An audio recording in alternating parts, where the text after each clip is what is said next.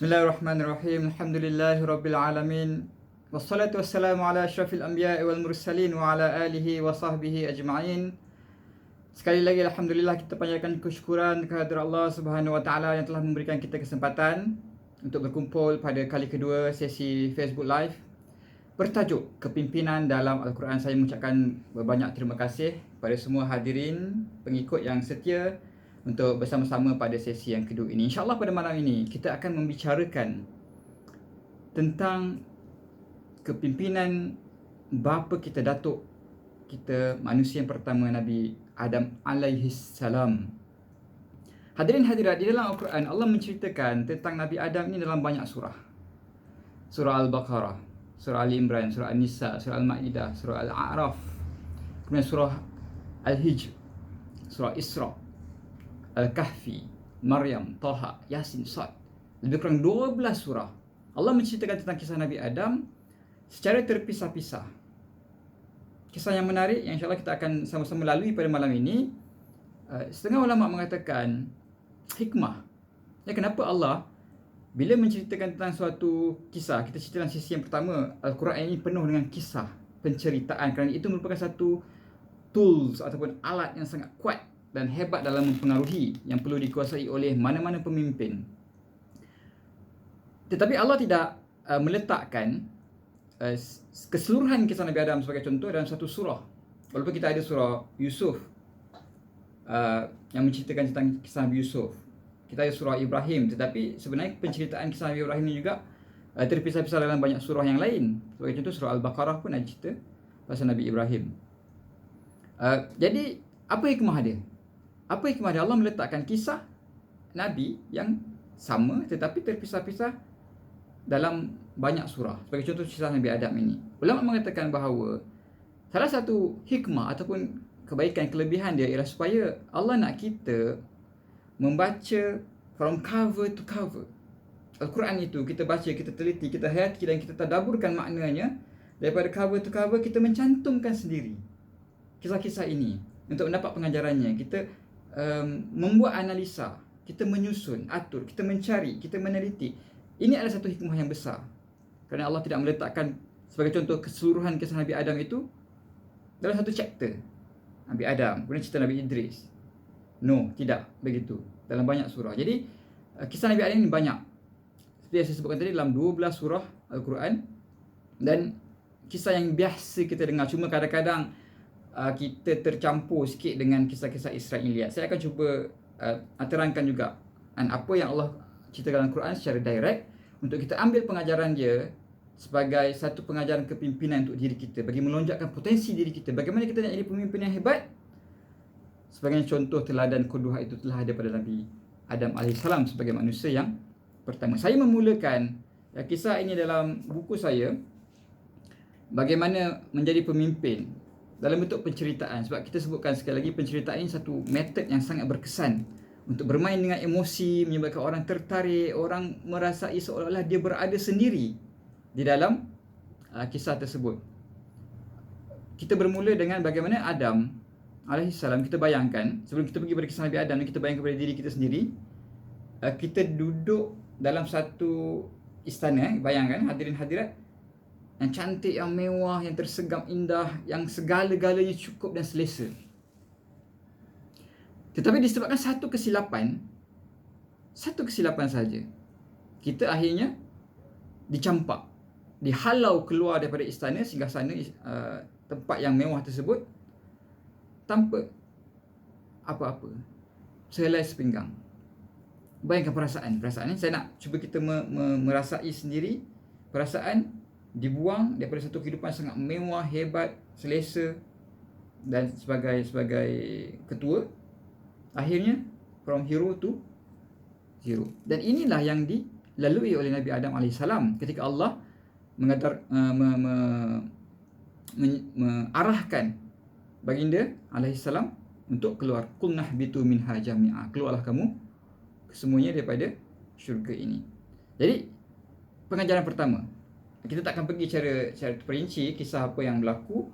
Kita akan pergi kepada pengajaran-pengajaran penting untuk kita ambil dan kita rangkumkan. Yang pertama ialah kepimpinan ini dia perlu kepada pembuktian. Kepimpinan yang kita sebut banyak kali bukannya posisi, tetapi aksi. Apabila Allah menciptakan Nabi Adam, Allah ciptakan dalam surah Al-Baqarah ayat 30. Wa iz qulna lil malaikati inni ja'ilun fil ardi khalifah. Allah kata kepada malaikat, aku hendak menjadikan ke atas muka bumi ini al-khalifah, seorang khalifah. Jadi apa respon malaikat? Dan ini yang kita akan hadapi di mana-mana zaman. Apabila terlantik ataupun kita menonjolkan diri sebagai seorang ketua, akan berlaku perdebatan ataupun akan berlaku pertikaian. Dalam kisah ini kita bacakan surah Al-Baqarah tadi, malaikat mempersoalkan, ya Allah, kenapa engkau menciptakan manusia yang akan melakukan kerosakan, kemusnahan, akan menumpahkan darah, sedangkan kami ini beribadah dan tekun mengagungkan ataupun tunduk kepada engkau. Qulna bitu minha jami'a. Oleh qalu ataj'alu fiha man yufsidu fiha wa yasfiku ad-dima' wa nahnu nusabbihu bihamdika wa nuqaddisu lak. Jadi Allah membuktikan kebolehan dan kemampuan Nabi Adam. Maksudnya apabila kita nak melantik seorang pemimpin khalifah, kita kena ada pembuktian kebolehan diri kita. Saya ceritakan sesi yang pertama, kita sebagai seorang pemimpin ni kena lebih daripada orang lain. Korban lebih, tidur kurang, makan kurang. Okay? Kita punya ilmu kena lebih, kita punya penulisan kena lebih, kita punya kemahiran kena lebih, kita punya kasih sayang dan rasa hormat pada orang lain kena lebih. Itulah pembuktian kepimpinan. Dalam kisah Nabi Adam ni, pembuktian ni dalam bentuk ilmu. Jadi apabila malaikat mempersoalkan pemilihan Adam sebagai khalifah, Allah mengajarkan Adam kalimah. Wa 'allama Adam al-asma'a kullaha thumma 'aradahum 'ala al-malaikati faqala anbi'uni bi asma'iha. Allah ajarkan Nabi Adam kalimah-kalimah, ilmu-ilmu yang malaikat tak tahu. Apabila Allah suruh Nabi Adam ajarkan, sebutkan kepada malaikat, barulah akhirnya malaikat mengakui bahawa Allah lebih mengetahui dan Adam layak.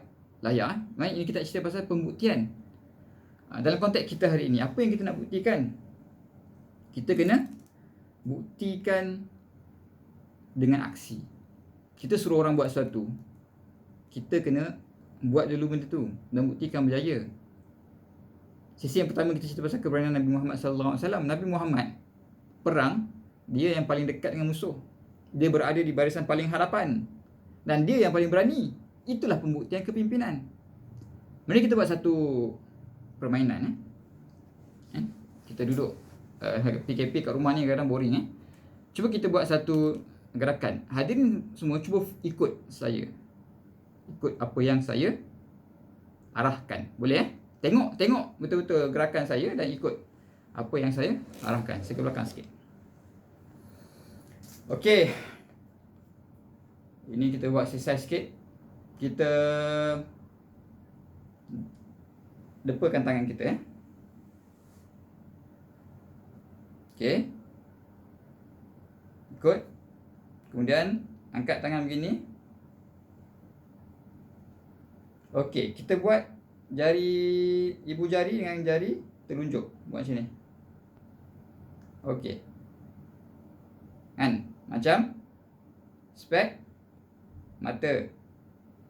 Ikut saya, ikut gerakan ni. Kemudian kita ikut arahan, letakkan ke dahi.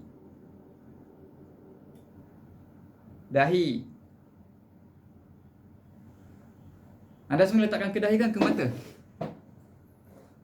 Saya pasti 90% pengikut akan letak di mata. Sebab apa? Sebab anda ikut apa yang saya buat, bukan apa yang saya cakap. Okay? Ini manusia, ini adalah naluri, ini adalah psikologi. Pengikut kita, adik-adik ataupun ahli rakan sekerja kita yang lain-lain akan ikut apa yang kita buat. Manusia ni Allah ciptakan dia punya visual, penglihatan dia lebih kuat. Sebagaimana anak-anak kita cakap, kita bebel apa-apa kat dia pun dia tak ikut. Kan? Sekali kita pegang Al-Quran baca, anak kita yang kecil tak tahu apa-apa pun dia akan ambil buku, dia akan pegang baca walaupun terbalik. Sebab perbuatan itu lebih kuat dan lebih besar dia punya impak dalam kepimpinan. Ini adalah satu pengajaran yang besar yang kita kena faham betul-betul. Orang putih kata walk the talk. Kepimpinan itu memerlukan satu pembuktian. Kita buat apa yang kita cakap. Bila kita cakap, kita sebut, kita dah buktikan benda itu berjaya. Kan dalam surah As-Saff kata, lima taquluna ma la taf'alun, kabura maqtan 'inda Allah ya an taqulu ma la taf'alun. Itu yang pertama. Pengajaran yang kedua daripada kisah Nabi Adam ini ialah kita sebagai pemimpin ni kena rendah diri. Orang Melayu kata jadi seperti resmi padi, makin berisi makin tunduk. Apabila Allah menjuruh pada malaikat, selepas dibuktikan kepimpinannya dengan ilmu dan Allah ajarkan Nabi Adam itu untuk tunduk. Wa isqulna lil malaikati isjudu li Adam fasajadu illa iblis aba wastakbara. Hadirin hadirat, ini adalah dua penyakit yang kalau ada dalam diri kita hari ini, aba, enggan, wastakbara, sombong, riak, meninggi diri, tinggi hidung, kita tidak boleh berjaya. Kita tidak boleh menjadi seorang pemimpin yang hebat. Kita kena rendah diri. Sebab apa? Kita sebutkan kepimpinan itu adalah satu aksi, bukan posisi. Dia merupakan satu pertanggungjawaban. Bukannya sesuatu yang dikejar untuk habuan dunia, tetapi kita secara proaktif ingin menyumbang pada masyarakat atas kesedaran dan atas kita punya tanggungjawab daripada Allah, amanah daripada Allah SWT. Dan apa yang kita nak banggakan sangat? Apa yang kita nak sombongkan sangat? Malaikat semua ni, ketua dia siapa? Ketua dia Iblis.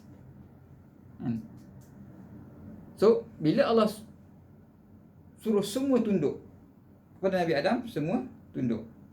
Illa Iblis aba wastakbara. Kenapa Iblis ni dia enggan dan dia sombong? Kerana dalam surah lain Allah cerita, dia kata ana khairum mink khalaqtani min nar wa khalaqtahu min tin. Tengok dia kata aku lebih baik daripada dia.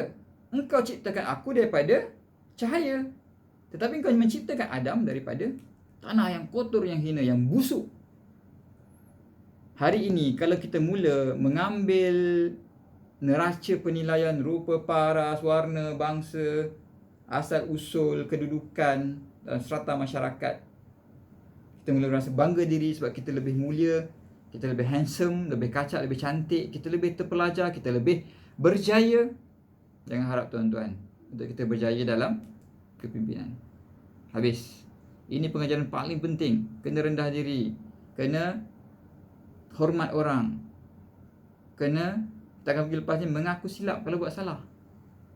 Ramai orang ingat kepimpinan ni sering dikaitkan, kita kata, dengan sifat ekstrovert. Orang yang ekstrovert ni siasa ke depan, berani, laju, yakin diri, siasa outstanding, bercakap kuat, cepat, dan karakter yang biasanya dikaitkan dengan keras dan proaktif. Tetapi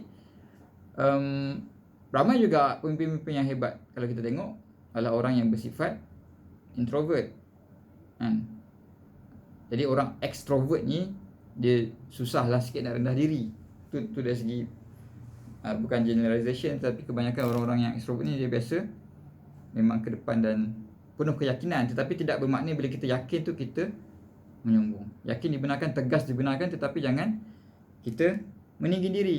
Saya sebutkan dalam sesi yang pertama, kepimpinan punya karakter yang paling penting ni sebenarnya ketundukan hati kita ni dengan Allah Subhanahu Wa Taala. Kita tunduk, kita rasa kita ni hamba yang lemah, hina dan dina depan Allah Subhanahu Wa Taala. Dalam malam yang hening kita menangis minta pada Allah. Itulah ketundukan yang paling hebat.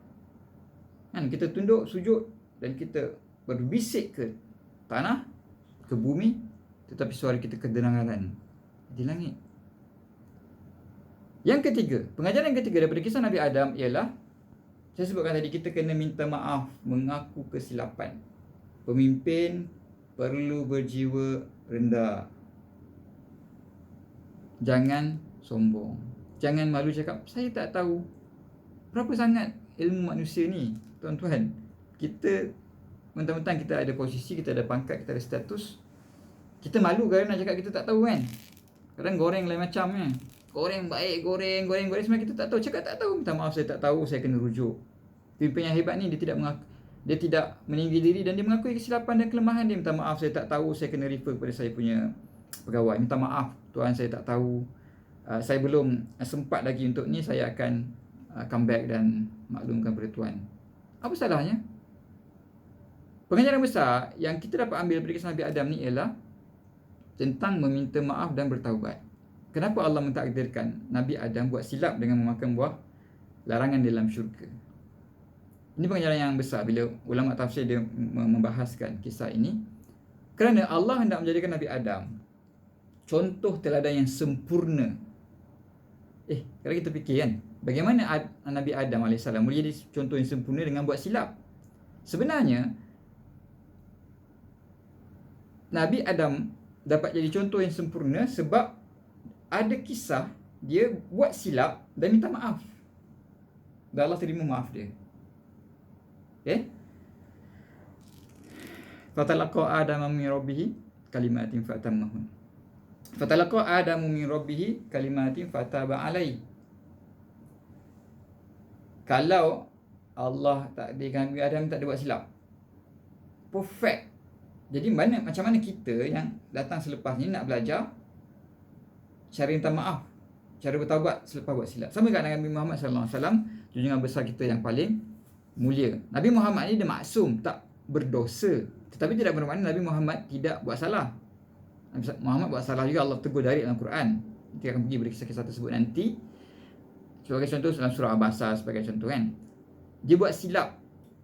Sebab apa? Sama juga sebab Allah nak menjadikan Nabi Muhammad SAW sebagai contoh yang sempurna, uswah hasanah kepada kita, supaya kita belajar. Bila kita buat silap, kita kena minta maaf, kita kena rendah diri, kita kena mengakui sebagaimana Nabi Muhammad dan sebagaimana Nabi Adam. Fatalaqa Adamu min rabbih kalimatin fataba alaihi innahu huwat tawwabur rahim. Allah semuanya amat penerima taubat dan Maha penyayang. Jadi sebagai seorang pemimpin, jangan malu. Orang yang berani, orang yang kuat ni orang yang mengakui kesilapan dia, minta maaf, bukannya meninggi diri dan menegakkan benang yang basah. Kalau kita lihat contoh lain Nabi Muhammad SAW kan, kita baca kisah sirah, sangat menyentuh hati bagaimana Nabi Muhammad ni diperangi, dihalau, diboikot kan. Suatu hari Nabi Muhammad sujud dan beribadah depan Mekah, depan Kaabah, dibaling dengan najis haiwan dan sebagainya. Tetapi apabila Nabi Muhammad dengan segala kekuatan tentera datang kembali membuka Mekah pada tahun 8 Hijrah, apa yang berlaku? Nabi Muhammad kumpulkan semua orang Mekah ketika itu.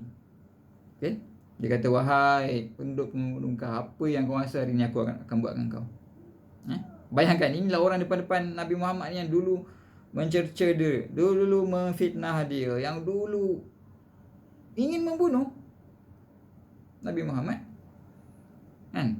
Nabi Muhammad boleh membalas dendam, boleh melakukan apa yang mereka lakukan kepada baginda. Tetapi apa Nabi Muhammad cakap dalam satu kata-kata yang sangat terkenal dan besar makna kepimpinan dia, izhabu fa antum tulaqa. Dan pergilah kamu, hari ini kamu dilepaskan, tidak ada balas dendam, tidak ada apa-apa, kamu semua selamat. Ini adalah ciri kepimpinan yang hebat, luar biasa tuan-tuan. Memaafkan orang yang dulu buat kita nak bunuh kita, nak hancurkan karier dan kita punya kedudukan, family dan sebagainya. Tapi Nabi Muhammad dengan hati yang murah dan rendah memaafkan mereka semua. Pengajaran yang ketiga, kita kena memulakan sesuatu itu daripada dalam keluarga kita sendiri. Orang kata kepimpinan ini kita mulakan dengan diri kita sendiri, tetapi audien kita yang pertama sudah tentulah yang paling rapat dengan kita, anak-anak kita, isteri kita. Nabi Adam AS, Allah takdirkan manusia yang pertama apabila berkahwin dengan Hawa mendapat anak-anak. Jadi Dia dakwahlah kepada anak-anak dia, dia tarbiyah anak-anak dia, sebab semua manusia yang ada ketika itu anak-anak dia saja. Tetapi untuk kita pengajaran besar, memang kita kena fokus dan memberikan tumpuan yang sepenuhnya kepada anak-anak. Pimpin keluarga kita dulu. Jangan kita sibuk pangkat besar kat syarikat, dekat NGO presiden, dekat surau imam, kan? Tapi anak kat rumah terbiar, isteri tidak menutup aurat dengan sempurna, sebagai contoh, kan? Kita kena memberikan fokus. Bukankah Allah menyebut dalam Quran, ya ayyuhallazina amanu qu anfusakum wa ahlikum nara. Kita kena menjaga diri kita dan ahli keluarga kita daripada api neraka. Anak-anak, isteri kita, keluarga kita sepatutnya dijadikan sebagai objek dakwah, dan kita punya tarbiyah yang pertama, orang yang paling penting untuk kita pimpin, untuk kita pandu, untuk kita ajarkan segala kemahiran, akhlak, tauhid dan perkara-perkara yang sepatutnya. Nabi Adam bila dia melampaikan dakwah kepada anak-anak dia secara konsisten, setiap hari dia akan mengajarkan tauhid kepada Allah Subhanahu Wa Taala. Sebab itu kita lihat generasi-generasi selepas tu, Nabi Idris, ada daripada cucu dan keturunan Nabi Adam. Dan kita akan tengok lepas ni juga dalam satu hadis sahih disebutkan Nabi Syith, okay? Juga merupakan daripada keturunan Nabi Adam. Sebelum Idris, Nabi Syith ni merupakan Rasul yang dilantik oleh Allah Subhanahu Wa Taala, hasil didikan Nabi Adam kepada ahli keluarga dia. Jangan kita terlalu sibuk keluar, sampai mengabaikan sebenarnya objek dakwah yang paling dekat, yang merupakan kita punya darah, kita punya keturunan sendiri, iaitu anak-anak kita. Yang seterusnya ialah kepimpinan itu perlu kita tunjukkan kedua, contoh, teladan. Kita pergi ke depan sikit kisah Nabi Adam dengan anak dia Habil dan Qabil. Allah cerita dalam Quran bagaimana apabila Qabil membunuh Habil yang disebabkan persaingan kan, yang boleh mempersembahkan dia punya seorang bekerja sebagai petani peladang dan mempersembahkan hasil peladangan dia, seorang tu merupakan penternak, menyembahkan hasil ternakan daripada Allah SWT. Jadi Allah memilih Habil. Jadi Qabil ni marah, dia kata aku akan membunuh engkau, dan akhirnya Qabil membunuh Habil. Bila bunuh, dia tak tahu nak buat macam mana dengan mayat saudara dia ni. Sebab itu adalah pertumpahan darah yang pertama yang berlaku. Ni Allah ceritakan dalam Quran, sangat menarik. Jadi Allah menunjukkan cara bagaimana Qabil ni untuk menguruskan jenazah Habil ni melalui gagak. Jadi Allah turunkan burung gagak, dan Allah tunjukkan depan Qabil bagaimana burung gagak ni uruskan dia punya kawan yang dah mati. Jadi melalui itu dia dapat idea. Okay, ini ada dalam Al-Quran. Kepimpinan ni kita kena tunjuk. Dia aksi. Poin saya yang pertama tadi, dia merupakan satu aksi. Kita kena tunjuk, kita kena buat, baru orang faham. Sebut dia tak jalan. Aksi. Aksi, saya kata letak dekat dahi, tapi semua letak dekat mata. Sebab apa? Anda melihat dan ikut aksi saya, bukan apa yang saya sebut. Jadi ini pengajaran yang besar. Kita kena buktikan, kita kena tunjuk contoh, kita kena sentiasa ke hadapan, visible, dilihat. Okay? Dan poin yang terakhir ialah kita kena melahirkan pelapis. Pemimpin yang hebat, hari pertama dia dilantik sebagai pemimpin ataupun memegang suatu jawatan ataupun posisi, dia tengok keliling. Aku akan latih, aku akan guide, aku akan pimpin orang ni sebagai aku punya successor ataupun pengganti. Hari pertama, bukannya dah ujung-ujung usia kan, umur 94 tahun, dah lanjut usia, baru nak lantik, baru nak cari pemimpin, dia pengganti. Tak. Dan hari pertama kita berada di posisi, kita kena fikir, kita kena ada end in mind kan, lepas aku ni nanti siapa yang akan ganti. Dan kita kena latih, kita kena kenal pasti, kita kena memandu, kita kena coach, kita kena ajar. Nabi Adam AS, seperti kita sebutkan tadi, dia bermula dengan keluarga dia, mengajarkan anak dia secara konsisten tauhid kepada Allah SWT, kan, pasal ketuhanan dan sebagainya. Dan akhirnya daripada generasi baginda lah lahir Nabi-Nabi, Nabi Idris. Kemudian dalam generasi yang sama lahir Nabi Nuh, kan? Kepimpinan ini adalah satu perjuangan yang berterusan. Kita kena buat lagi dan lagi. Latih orang bukan sekadar untuk menggantikan kita, tetapi kita latih orang dalam minda, dalam mentaliti untuk jadi, supaya dia lebih baik daripada kita.